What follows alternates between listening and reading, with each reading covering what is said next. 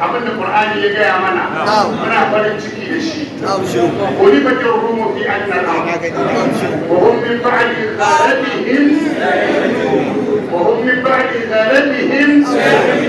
والمالهم الدكتور أبو الأمر الله إبراهيم yace asalinsa min ba'di kalimati ibni sai aka shafe tarihin nan na nuna tauhidi sai aka sa badalin sa wannan lafin ake masa fatahi bayan ake mata kisira kalimati ibni to kalaba ce mai karfi ne da farko sai shekaru da yawa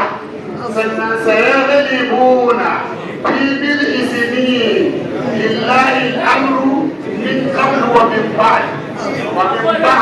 malamin ya ce sai ya libuna kalbatan ukura wa hiya hadin mai martaba Allah ya bawa ta ce ya dawo bibin isinin ba ya wuce shekara 10 to shekarar da 10 ya dawo kuma ya dawo kenan a kai a masu ya dawo kenan